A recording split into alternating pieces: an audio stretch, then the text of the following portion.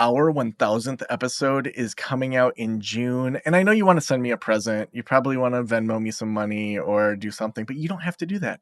The best present you could give me is to go do a review. We are trying to get 1,000 reviews of the podcast by the 1,000th episode.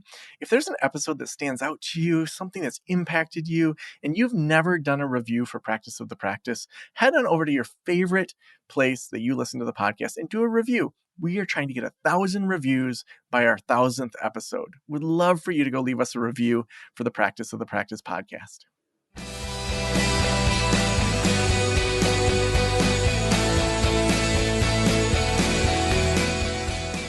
This is the Practice of the Practice podcast with Joe Sanok, session number 991.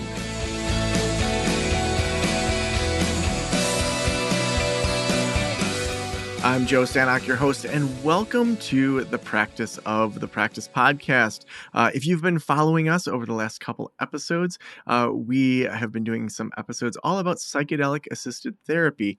And part of this is hearing what people are doing, understanding pros and cons of different things, learning from indigenous cultures and trying to not just co-opt it, and also recognizing that there's some gaps, that there's areas that need more research, more standardization, and that this is really a new and growing field, and especially as therapists, psychologists, social workers, counselors, that these are things that our clients are going to be asking us about. So whether or not you choose to dive into this world, whether you choose to do that, you should be educated on it.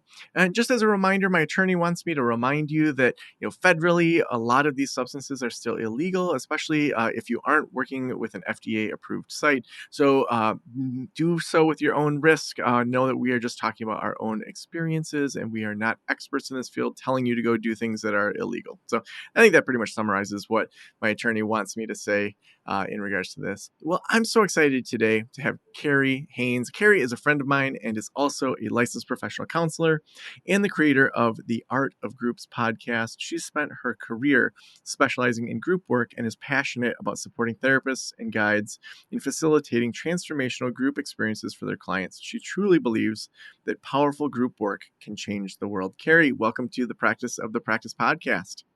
Thanks, Joe. Very excited to be here. Oh, yeah. And I'm so glad that you're a part of this series, especially as someone that has valued just group work for so long. I feel like for most people, starting a group, growing a group can feel so challenging. Let's just start with, how did you first get into group work? Yeah, this started back actually in my graduate program. I was seeing a therapist who recommended I be a part of an interpersonal process group.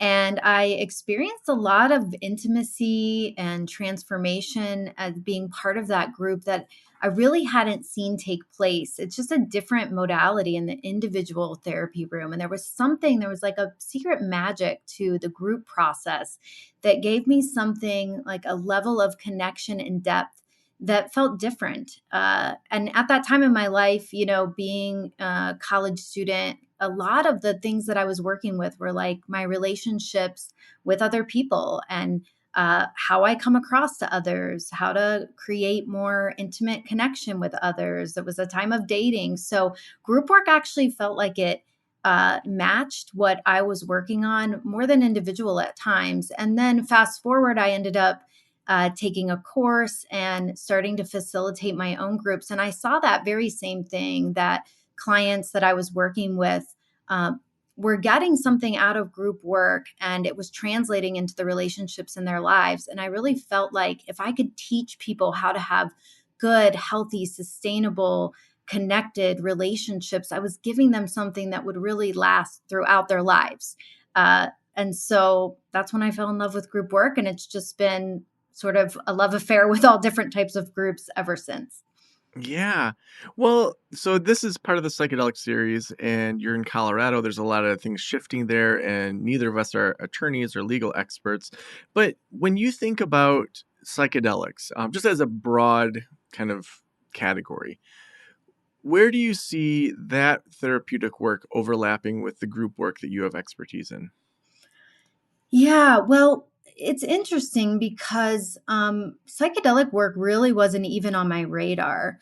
I had heard some things about people because right here in Colorado, and specifically in Fort Collins, we have a place called the Wholeness Center where they were doing a lot of the MDMA trials. And I actually had some therapists, colleagues who were involved in these MDMA trials, and we're getting incredible results from people who have had like unremitting PTSD and experiences, and they were experiencing a lot of healing and transformation after participating in the MDMA trials. So it kind of piqued my interest. And then ketamine assisted psychotherapy came on the scene. And again, people who I was talking with here, their clients were experiencing a lot of relief from treatment resistant depression through ketamine assisted psychotherapy. And it felt like something that was really, a little controversial, but I was interested enough to go and do a training in ketamine assisted psychotherapy. And the whole time I was in this training, we also experienced the treatment. So we were experiencing ketamine, so we could know what our clients were going to go through. And we were also practicing our skills. And the thing that I kept noticing is the thing that was equally as transformative as the medicine experience was the community. So I found that the processing time that happened in community, and even the time happening where we were all in the medicine together and then talking about our experiences, was as healing as the medicine. And I kept bringing up during the training, are we doing this in groups? What about group work? What about this application to group? And there were several other people who were really interested in this, and it's one about being connected to others in an experience where we're vulnerable, where we're exploring our depths, but it's also really just efficient. If you are, ketamine assisted psychotherapy is expensive, and so if you can treat a few people at the same time and it can enhance your experience, it's like, why not? So it really feels kind of like a no-brainer, especially for ketamine to be able to do that in a group setting. Again, there are pros and cons, and it really depends on which medicine we're talking about. So I haven't really experienced MDMA in a group setting, and I can imagine that would be a little trickier. The trials are an individual. Psilocybin, it seems like there are many people experimenting and beginning to think about the applications of psilocybin assisted therapy in a group setting. Mm-hmm. So, Yeah. yeah. So let's talk a little bit about kind of the ketamine specifically. Um, so for those that aren't familiar with it, like during the actual ketamine session, like what did participants kind of report was happening? What did they feel? What do they have access to that maybe they in a regular therapeutic setting wouldn't have access to that the ketamine assisted with? hmm So, people have varying degrees of responses to ketamine, but what many people describe is going into somewhat like a dream state. Um, Ketamine is a dissociative substance, so the body sort of becomes numb, and there's sort of like a floating or a sense of detaching. And it really depends on your ketamine experience. You can go all the way to full dissociation, especially if you do like an intramuscular dose or an IV dose. And what we do in our offices is we're doing like a sublingual lozenge where they can self administer. And that is more of varying degrees of dissociation. So some people can feel like um, they are in the room, but just a little bit tethered, and then also having an experience, like a journey is what we would call it. And all different kinds of material come up for people. But the main thing that can happen is that some of the connections that are able to be made when the brain is being affected by ketamine, it seems to offer. Um, some people would say like a power wash of the brain. Like it feels like it shakes some things up so new connections can happen. And so some of the ways that I may have processed my world before, I have access to look at or feel or experience things differently on the medicine. The journey, in my experience, is really influenced by the music that we choose. So everyone is listening to a playlist, and that playlists are designed to evoke varying degrees of emotion. Some people get very visual and they may see things. Other people, it's more of a body experience. But usually overall there's a sense of an expansiveness, that maybe there's a narrowing that happens when we're in our everyday lives and we get kind of locked into patterns. And ketamine can help people expand beyond those everyday patterns and have access to new and different ways to think, move, be, feel. Mhm. Now, when you think of some of these other people going through the training, obviously, keeping their names and such confidential, but what were some of the things that they really took out of it, that they shared? What was transformational for them? Mm-hmm. I had one partner who had an experience of herself as a younger uh, child. Like she remembered herself, and um, she felt a sense of deep love for her younger self, and a lot of compassion that I guess was not present prior. And when she came out of the journey, she was realizing how hard she had been being on herself, and how there was a more tender part of her that just needed more acceptance and love from her. That was really powerful, um, to notice that. I had another person in the training who came in with a lot of grief, and the medicine, just the way she described it, just allowed her to grieve more fully.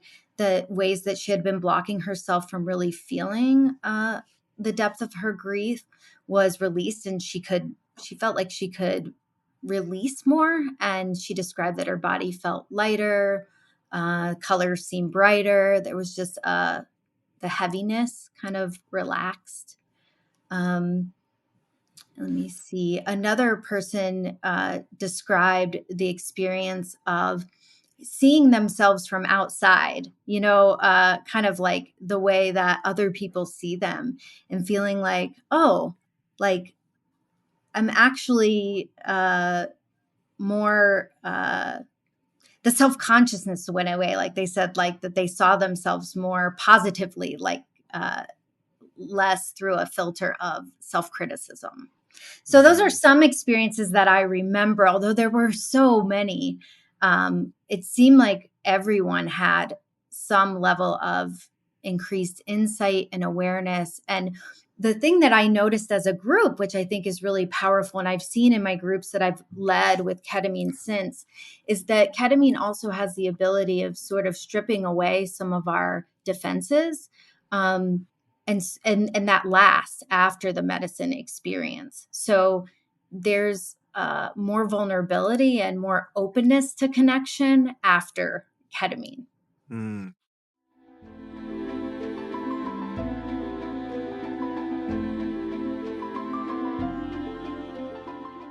Imagine the impact you could have with your clients when you are able to practice the most cutting-edge modality available today. Psychedelic therapy is the future of mental health care, and the Integrative Psychiatry Institute will empower you with the tools and knowledge you need to master this exciting modality.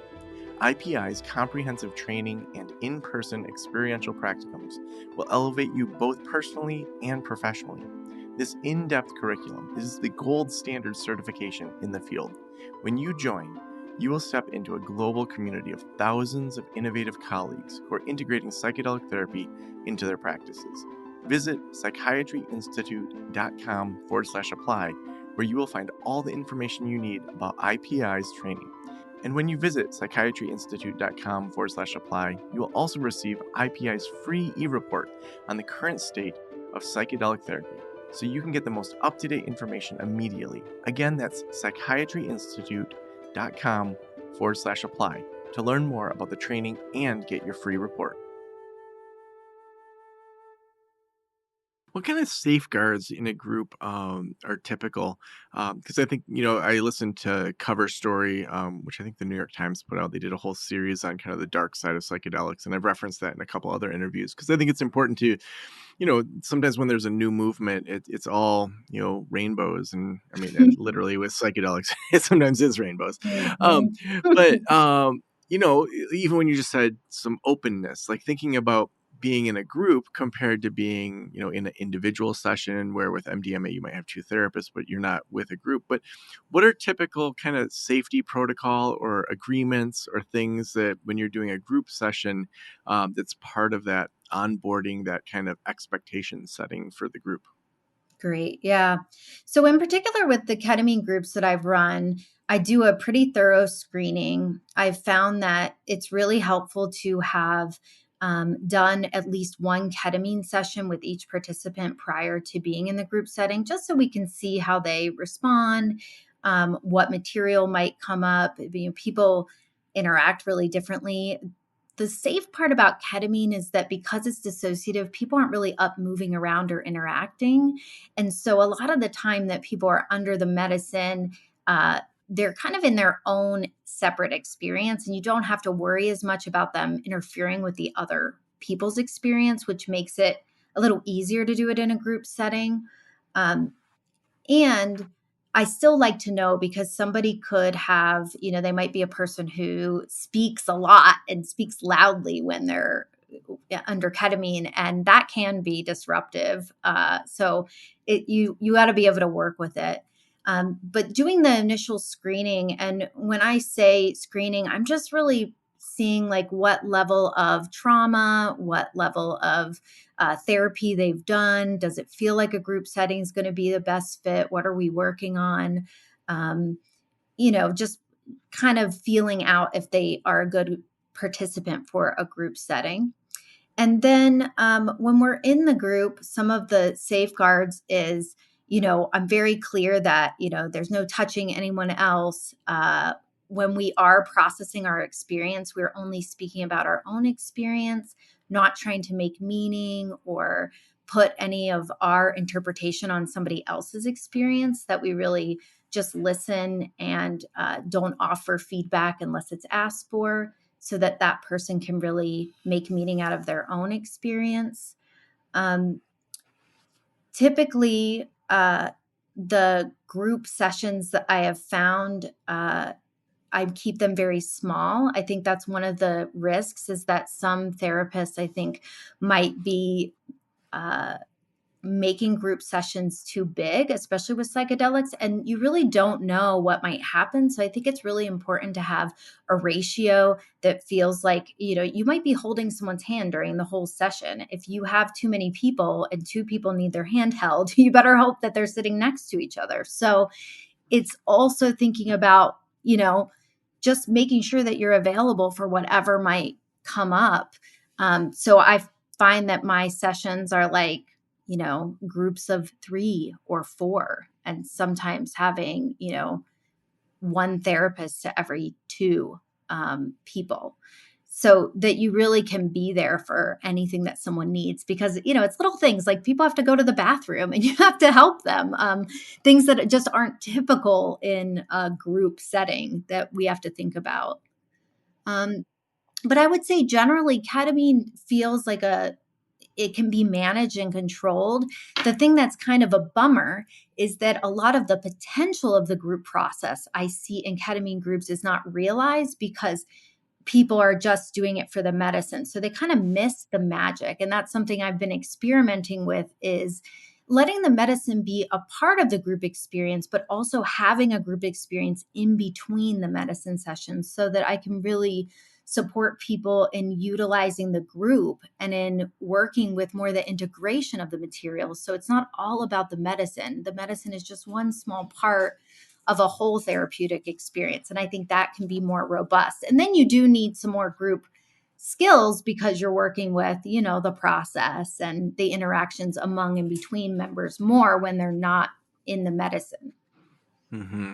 I think that integration afterwards is so important of, making meaning or having some meaning while still holding that loosely and knowing that sometimes the medicine can work even like well afterwards, weeks or months later that you can have insights. Whereas if you say, well, here's the one meaning that I got out of this and kind of lock that in like cement, you often don't leave yourself open to other things emerging later on. Absolutely. Yeah.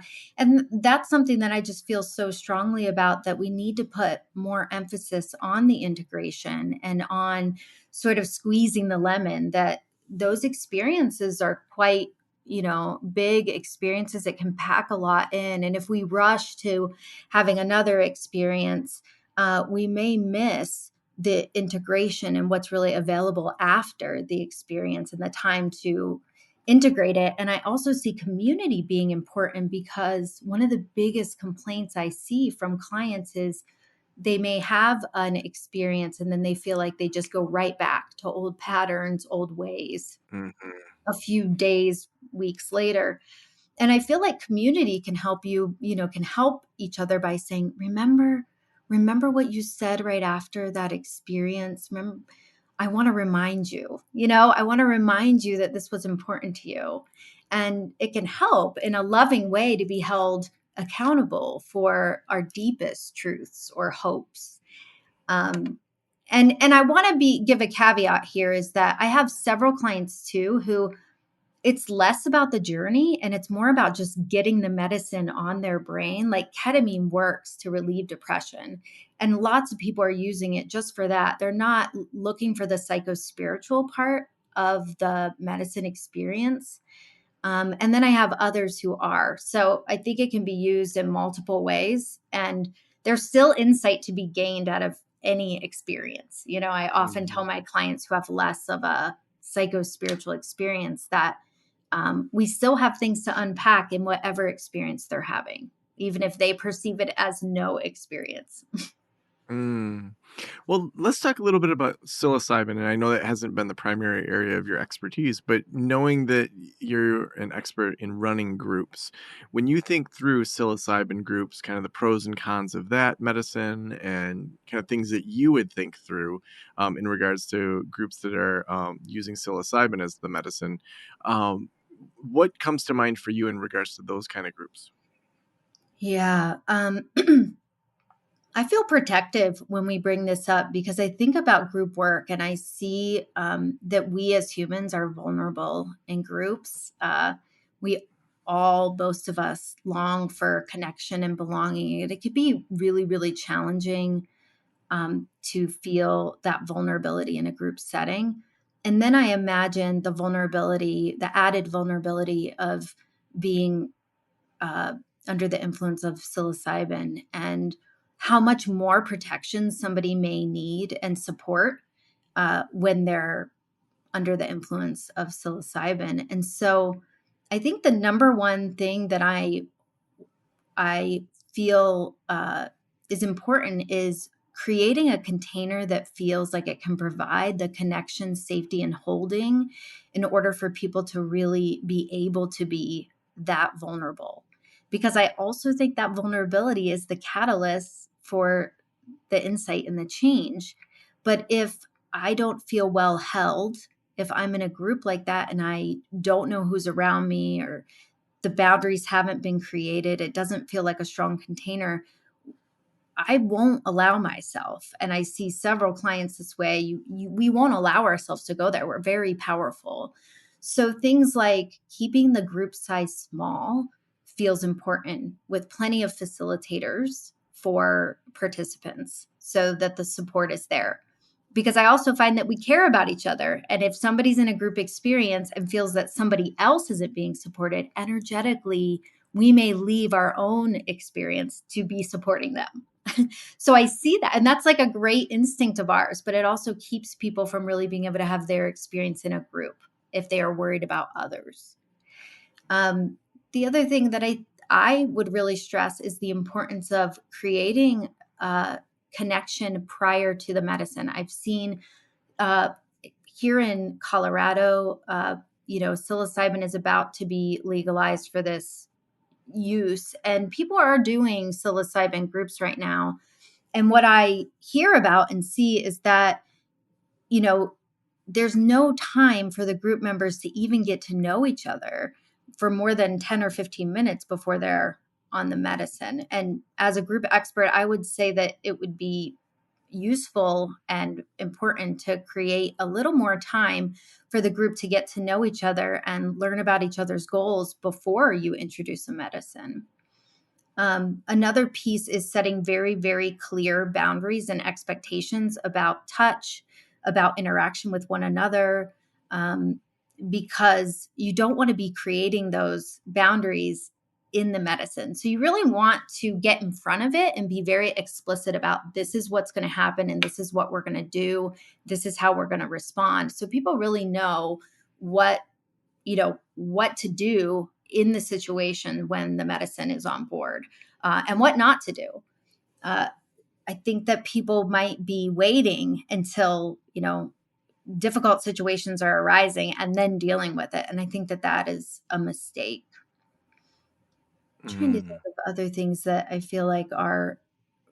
The other thing I've found is that, um, some places, some people who are offering these experiences might not be offering enough integration. And so I think it can be important to have I've heard of other places saying, if you need integration, you can get a hold of us, like somebody holding a journey with psilocybin. And I would say that, if you can set up integration sessions either individually or as a group following prior to the medicine session, I think that support needs to be there regardless. Uh, so making sure that aftercare is as thought through as the journey experience feels really important to support people, because people have experiences that really change their lives and they might feel really ungrounded or overwhelmed after an experience. So to put that on them to reach out for integration, to me, feels like too much. I think it should be set up Mhm. prior.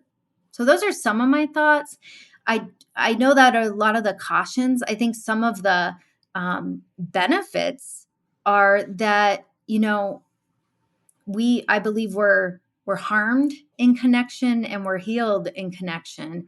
And so if you can hold a really grounded, connected group experience, it can be incredibly healing. If there can be song and personal movement and you're very thoughtful about the container, just that experience of being in community in a safe way that feels um, supported and connected can transform the way somebody feels about other experiences in their life. So I think there's a lot of potential for it to be a really positive experience as long as those other safeguards are taken. Yeah, and I think there's a lot of precedent for it. Most ayahuasca experiences are done in groups, and many psilocybin experiences, in Mexico before it really kind of hit the U.S., were done in groups. And so to look at, for thousands of years, there have been groups that have been using these medicines for human development, for health reasons, for all sorts of reasons, depending on the lineage. And so sometimes I think it feels like we're starting from scratch when, the answer is thousands of years old, and a lot of the times to go back to those original places to learn, if appropriate, from those communities. And sometimes those communities don't want, a bunch of people coming into their communities. We know from a lot of the history that, the lady that first kind of introduced psilocybin to white New Yorkers was pretty much run out of her village. Mhm. So I think that, finding that delicate balance of honoring kind of how the medicine's been used, while also looking at, obviously the way that we're looking at it through the lens of therapy is different than maybe some of the original intents of it. But having these conversations openly of, what's working, what has worked, I think is all part of building that collaborative new history moving forward. Yeah. Carrie, the last question I always ask, and I know that we could go on for quite a bit longer with this conversation, but the last question I always ask is, if every private practitioner in the world were listening right now, what would you want them to know?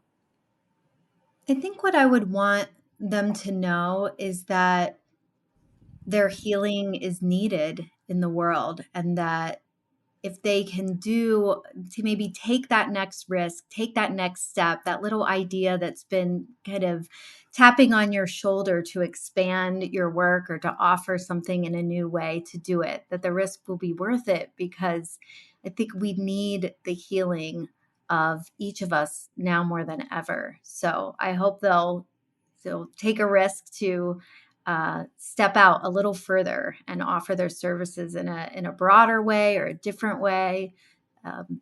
Yeah, that would be my hope. That's so awesome. Carrie, if people want to follow your podcast, if they want to reach out to you, connect with your work, where should we send them? They can find me at theartofgroups.com. And my podcast is just called The Art of Groups Podcast. On all the regular places that you look for podcasts, you can find me there. Awesome. Well, thank you so much for being on the show. Thank you.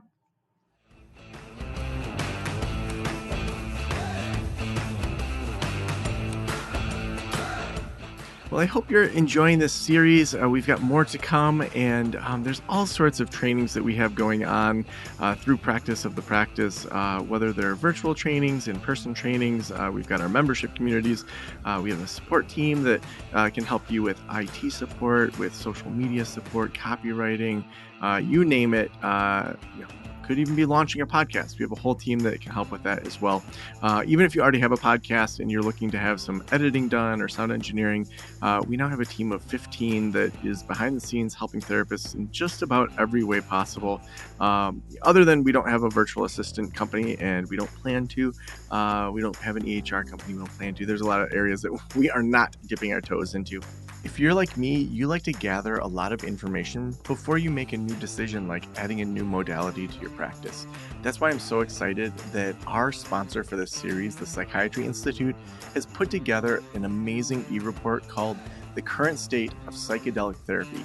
You can get that totally for free over at psychiatryinstitute.com/apply.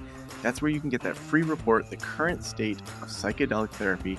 Again, over at psychiatryinstitute.com/apply. Thank you so much for letting me into your ears and into your brain. Have a great day. I'll talk to you soon. Special thanks to the band Silence is Sexy for that intro music, and this podcast is designed to provide accurate and authoritative information in regard to the subject matter covered. It is given with the understanding that neither the host, the producers, the publishers, or guests are rendering legal, accounting, clinical, or other professional information. If you want a professional, you should find one.